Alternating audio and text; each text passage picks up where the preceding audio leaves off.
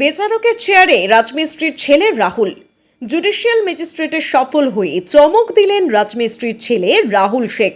নবাবের জেলা মুর্শিদাবাদের রঘুনাথগঞ্জের মঙ্গলগঞ্জ এলাকার বাসিন্দা রাহুল শেখ। বাবা রাজমিস্ত্রি, মা গৃহবধূ। পরিবারের দুরবস্থা কাটিয়ে সফলতার শিখরে পৌঁছে যাওয়ায় আনন্দের জোয়ার জঙ্গিপুরে। মঙ্গলবার পশ্চিমবঙ্গ জুডিশিয়াল সার্ভিস পরীক্ষার রেজাল্ট প্রকাশিত হয়েছে। সেখানে রাহুল শেখ 12তম স্থান অধিকার করেছে। নিতান্তই দরিদ্র পরিবার থেকে উঠে এসে আহিরনের আলিগড় মুসলিম বিশ্ববিদ্যালয় থেকে আইন নিয়ে পড়াশোনা করে রাহুল শেখের এই অসামান্য সাফল্যে গর্বিত গোটা মুর্শিদাবাদবাসী। ছেলের এই সাফল্য নিয়ে কি জানাচ্ছেন রাহুলের বাবা এবং মা, কি প্রতিক্রিয়া দিলেন স্বয়ং রাহুল, আসুন জেনে নিই। কিভাবে পড়াশোনা করেছে ছেলে? পড়াশোনা খুব কষ্ট করে করেছে ছেলে। তো কি করতেন সেইভাবে? আমি আপনার রাজমিস্ত্রি কাজ করতাম। তো আমি নিজে মানে হেড মিস্ত্রি না, আমি পরের কাছে খেটে কাজ করেছি।